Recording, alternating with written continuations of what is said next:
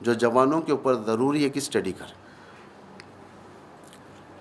میں ایک بات، چونکہ آپ لوگ ایجوکیٹڈ لوگ ہیں اور میں ہر سال پڑھتا ہوں اس بات کو دوسری جگہوں پہ جہاں پر بھی اشرا پڑھتا ہوں، یہ بات آپ لوگ ذہن میں رکھیں.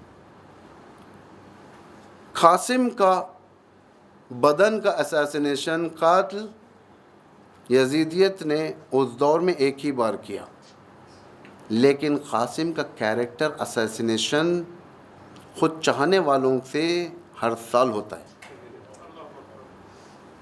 کیریکٹر اساسینیشن کیا ہے؟ تہمت، شادی کی تہمت، مہندی، یہ سب قاسم کا کیریکٹر اساسینیشن ہے. جبکہ نہ کربلا کے میدان میں شادی ہوئی، نہ قاسم دولہا بنے. العیاذ باللہ، العیاذ باللہ، خدا معاف کرے ہم سب کو.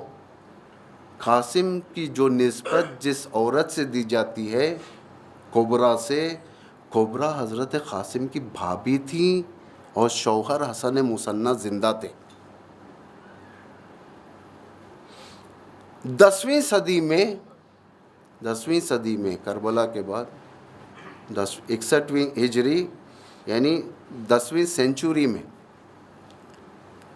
مینیپولیشن اسلام کے اندر بہت ہوا. بہت سارے روایتوں کو گھسایا گیا، بہت سارے چیزوں کو ختم کیا گیا، بہت سارے یعنی لوگوں کو رلانے کے لیے نہ جانے کیا کیا کیا گیا. اس کے اندر یہ روایت یعنی جو اصل روایت نہیں ہے، جھوٹ، تہمت، اس کے بعد سے اسلام کے اندر آئی.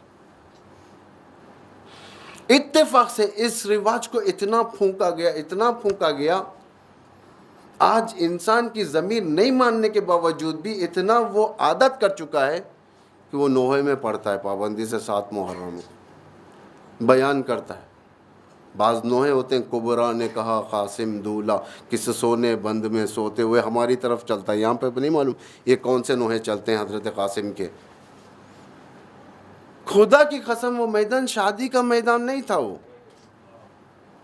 جو قاسم کے بارے میں کہا جاتا ہے 14 سال کا بچہ،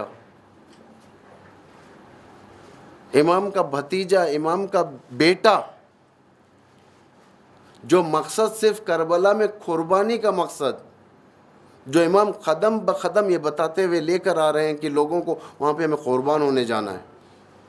کبھی یہ نہیں بتایا کہ کربلا میں ہمیں جا کر قاسم کا ریسپشن کرنا ہے. نہیں ہے. آپ لوگ تحقیق کریں، آپ لوگ جائیں، دیکھیں، اسٹڈی کریں. خدا را قاسم کو اس الزام سے باہر کریں، بری کریں.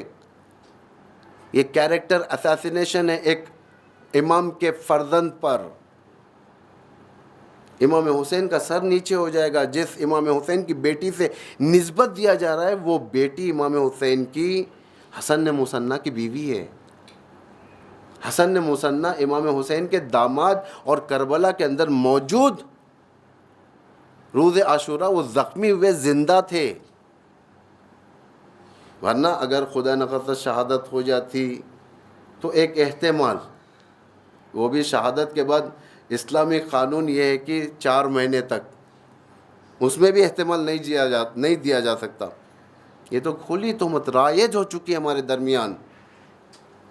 یہ جب تک ہم منہ نہیں کھولیں گے، یوتھس کو نہیں بتائیں گے، جوانوں کو نہیں بتائیں گے، ایجوکیٹڈ لوگوں کو نہیں بتائیں گے، انٹلیکچوئلز اگر خدا نخواستہ خاموش رہیں گے، علماء خاموش رہیں گے، کل کے دن امام حسین، امام زمان، حضرت زہرا، امام حسن سب دامن پکڑیں گے، کہیں گے تو ہمارے خاندان پر خدا نخواستہ غلط رشتے کا الزام لگایا. یزیدیت نے ایک بار اساسینیشن کیا تھا کربلا میں، ہم تو ہر سال کیریکٹر اساسینیشن کرتے ہیں. جوان، میں نے سنا کہ آج کوئی ذاکرہ جو لیڈی، محترم لیڈی یہاں پر جو پڑھتی ہیں صبح میں، انہوں نے اس رسم و رواج کو ڈینائی کیا باقاعدہ، یعنی کنڈم کیا ہے. یقیناً زبان کھولی، زبان کھولنے والے امام کے سامنے بری ہوتے ہیں. محشر میں جس وقت پیش کیے جائیں گے ہم لوگ، خدا پوچھے گا تو نے وہ کیوں نہیں بیان کیا جو الزام لگ رہا تھا. ہم کہیں گے لوگوں کے ڈر سے، لوگوں کے ڈر سے. خدا کہے گا تجھے لوگوں کا ڈر تھا، میرا ڈر نہیں تھا؟ امام زمان کل کے دن سوال کریں گے تو ہم کیا جواب دیں گے؟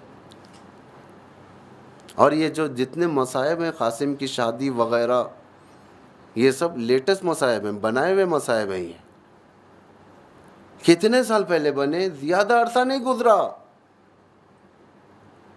ایک عزاداری کی تاریخ اگر آپ دیکھیں گے، جس عزاداری کی تاریخ میں بعض ایسے مصائب جو مینیپولیٹڈ، جو شمال ایران میں بنتے تھے اور اس کے بعد وہاں سے ایکسپورٹ ہوتے تھے عراق کے اندر پڑھا جاتا تھا. اس دور میں آج کی دور کی طرف فکر نہیں تھی. لوگ کتاب لے کر ممبر پر بیٹھ کر مصائب سناتے تھے.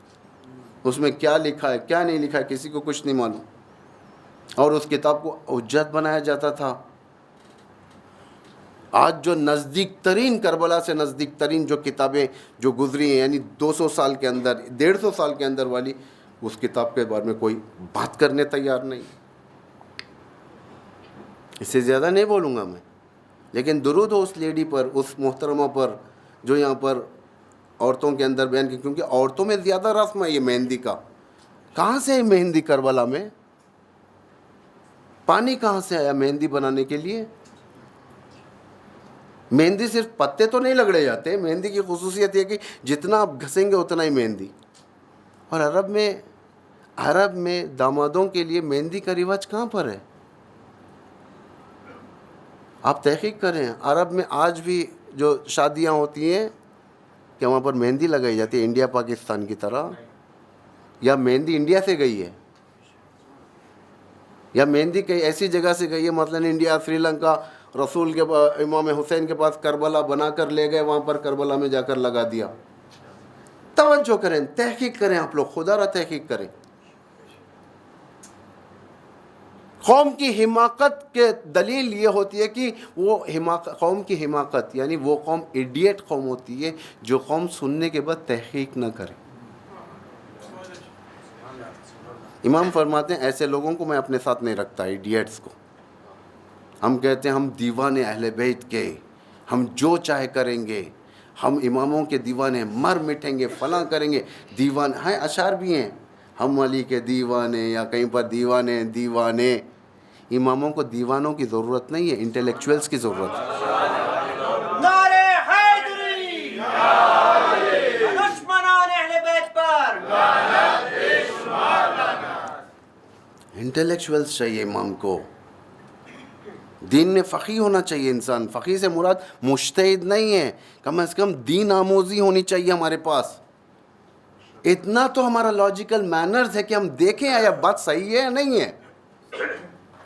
اگر کوئی بات سنا دی جاتی ہے تو انسان تحقیق کرتا ہے کہ یہ بات صحیح ہے یا نہیں ہے، یا ہم ایسے ہی کسٹمز کے طور پر چلاتے ہوئے جا رہے ہیں کربلا کو. یہ روایتیں انقلاب کربلا کے اوپر ایک دھبا ہے.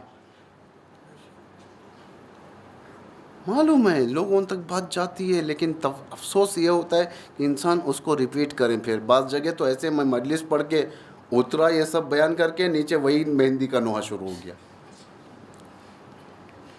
ہمارا کام ہے وما علینا الا البلاغ المبین، علینا البلاغ علیک البلاغ وعلینا الحساب. اللہ کہہ رہا ہے تیرا کام ہے پہنچانا، حساب میں لے لوں گا. تحقیق کریں آپ لوگ، کالجز میں جانے والے، اسکول میں جانے والے، عورتیں، لڑکیاں تحقیق کریں.